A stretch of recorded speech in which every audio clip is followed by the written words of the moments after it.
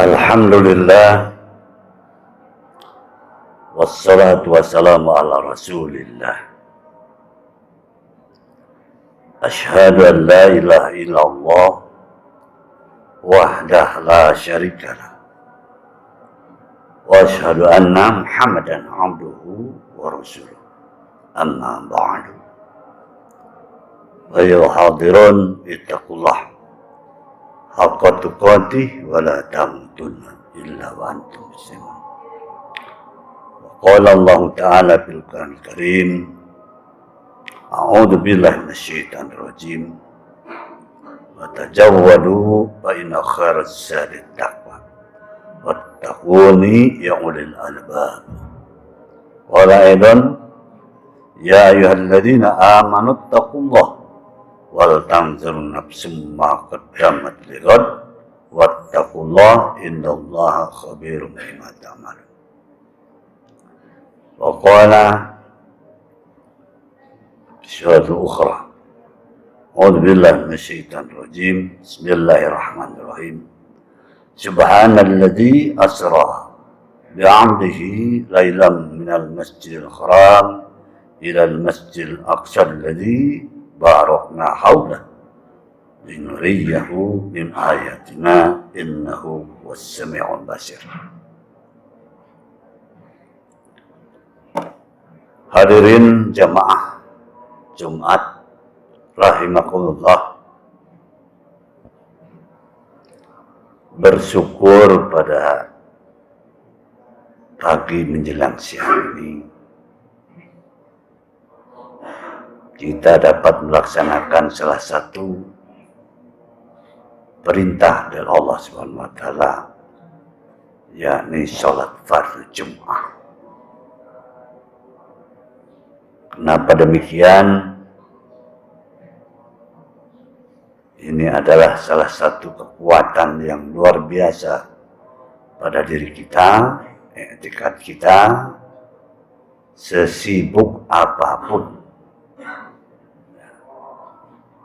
kegiatan sehari-hari, dalam kifayah kita, ma'isyah kita, tapi kita terdorong melangkahkan kaki ke Baitullah ini, Masjid Allah, karena ada dorongan iman, dorongan ketakwaan dari Allah, sehingga ringan kita melangkahkan kaki. Tanpa dengan dorongan ketaatan, kepatuhan, ittaqullah tadi, dengan kalimat haqqa tuqatih, benar-benar ketakwaan kita itu ditancapkan dalam kalbu kita, sehingga lebih ringan lagi kita daripada lari.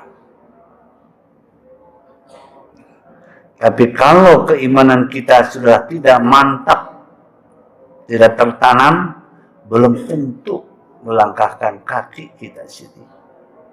Apalagi kalau sakit kaki. Apalagi kalau sudah berusia lanjut, yang bermasalah biasanya kaki, lutut. Tapi Allah Subhanahu wa taala meringankan untuk ruku, untuk sujud, bangun dari ruku, bangun dari sujud, itu luar biasa.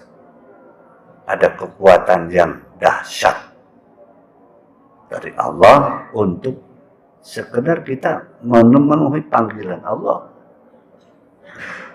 setiap Jumat ini. Oleh karena itu syukur nikmat ini perlu kita betul-betul yakini. Tanpa ada tertanam keimanan, tertanam keislaman kita, belum tentu. Hadirin jamaah rahimakumullah, bulan ini bulan Rajab, ya, Isra Mi'raj. Besok diperingati, libur, diberi kesempatan oleh pemerintah untuk tafakur, tadabbur, dan juga untuk kita mengintrospeksi bagaimana perjalanan hidup Rasulullah Shallallahu Alaihi Wasallam dalam memperjuangkan Islam ini sampai pada kita. Salah satunya adalah peristiwa Isra Mi'raj yang tidak semua nabi diisrakan, dimi'rajkan Allah Subhanahu wa taala. Surah Al-Isra ayat 1. Subhanalladzi asra bi'abdihi lailan minal masjidil haram ila al-masjidil aqsa alladzi barakna haulahu linuriyahu min ayatina innahu huwas sami'ul basir. Allah Maha Suci yang telah memperjalankan hambanya pada satu malam dari Masjidil Haram ke Masjidil Aqsa yang telah kami Allah berkahi sekelilingnya, agar kami memperlihatkan kepadanya sebagian dari tanda-tanda kebesaran Allah. Sesungguhnya Dia Allah adalah Maha mendengar lagi Maha mengetahui.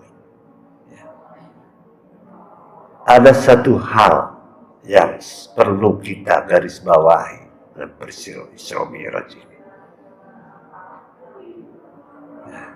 yaitu tahun itu disebut juga Umul Hajj, tahun kesedihan, tahun duka cita. Terjadi Isra Mi'raj 10 tahun setelah kenabian Nabi Sallallahu Alaihi Wasallam, masih di Mekah. Saat itu pula Rasulullah ditinggalkan oleh seorang yang sangat dicintai, seorang istri,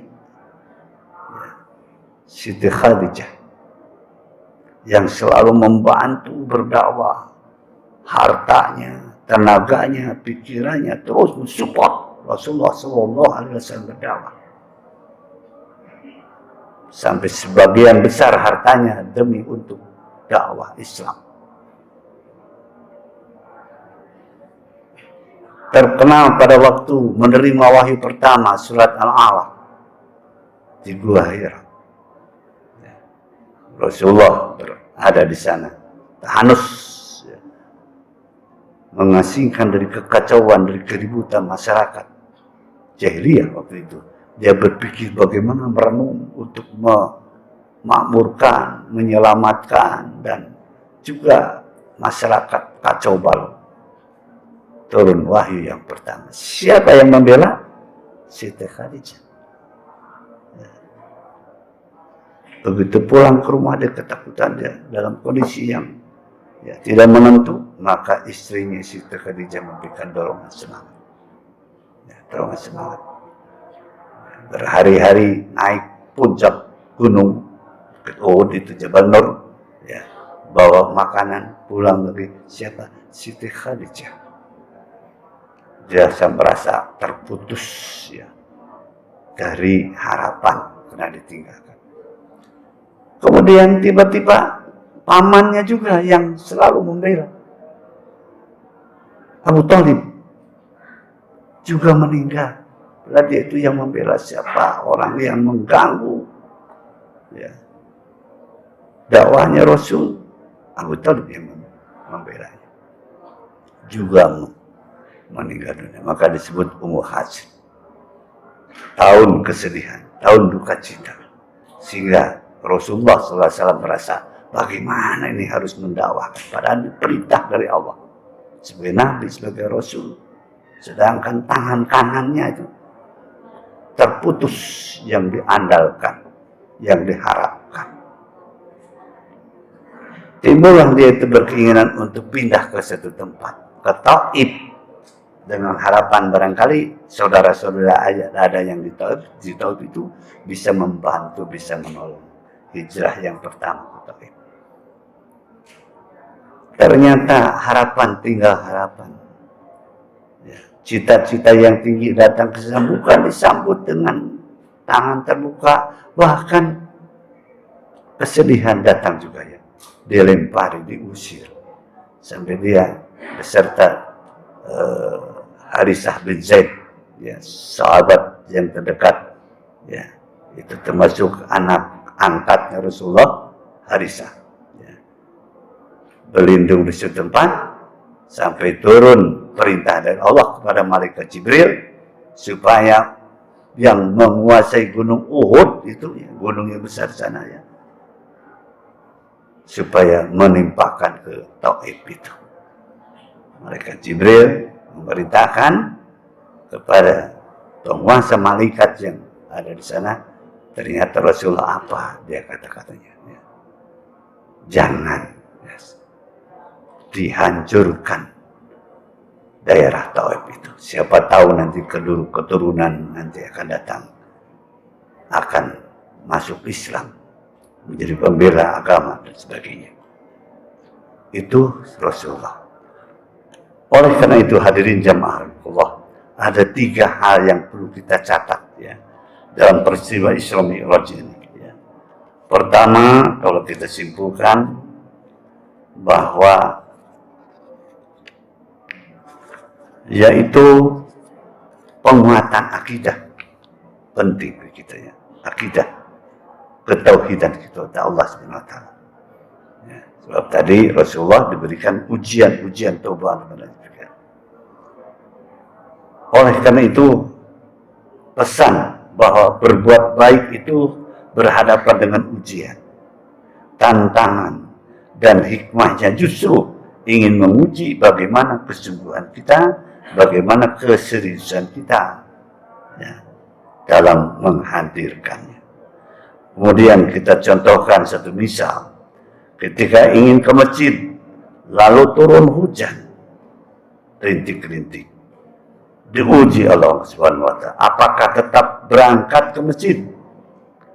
Ketika hatinya teguh tetap maju ke masjid, lalu Allah menurunkan hujan yang dahsyat, ya, yang lebat. Apakah ingin berangkat ke masjid? Ketika hatinya teguh tetap menuju ke masjid, yaitu walaupun hujan deras, apakah mencari payung atau mengurungkan niatnya? Nah, itu salah satu contoh. Jadi kalau akidahnya kuat, sekalipun ada tantangan, tetap dilaksanakan. Maka akidah penting sekali. Itu diambil dari hikmah Isra Mi'raj. Yang kedua, perjalanan ini mengantarkan pesan kepada kita bahwa bagaimana sikap Rasulullah SAW melihat yang proporsional, elegan, atas apa yang diterima ketika menyampaikan dakwah. Asyidda wal kufar ruhama'u bainahum. Peristiwa Isra Mi'raj mengatakan kita menyikapi semua respon itu secara proporsional. Seperti Nabi lakukan atau ajarkan ketika semua itu mengkritik. Ya. Ada yang kritik, apakah harus dengan balasan caci maki? Ya, perhatikan bagaimana Nabi merespon Isra Mi'raj. Mengantarkan pada kita untuk berpikir jernih. Bagaimana membangun, bukan untuk memperpecah belah. Mencintai bukan menyakiti. Merangkul bukan memukul. Itu adalah salah satu yang perlu kita ambil hikmahnya. Seperti peristiwa di Taif itu. Yang ketiga hikmahnya adalah yang paling penting, Allah ketika melihat Rasul memberikan kesadaran, perlindungannya, harapan-harapan, pembelaannya kepada pamannya dan istrinya, maka disinilah Allah ingin menjadikan semua perlindungan dan harapan-harapan itu hanya terpusat kepada Allah Subhanahu wa taala semata dan menjauhkan dari harapan-harapan dari manusia. Ini pelajaran yang besar.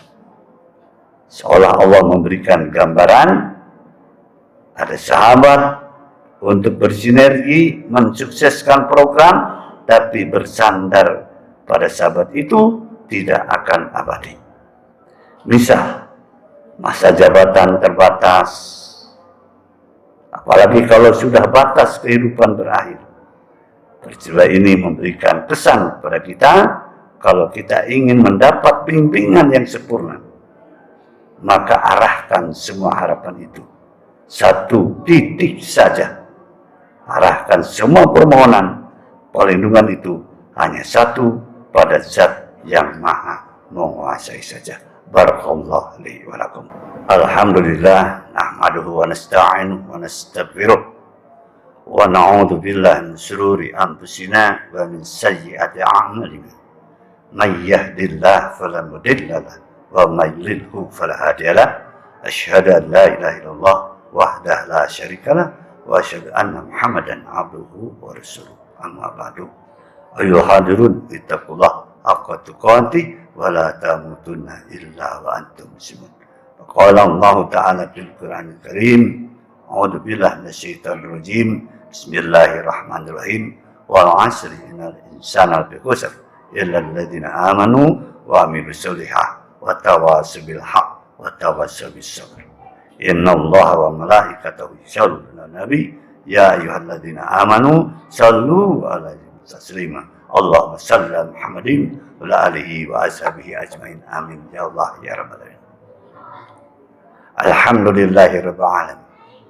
Hamdan yuwafi ni'amahu wa yukafi majidah.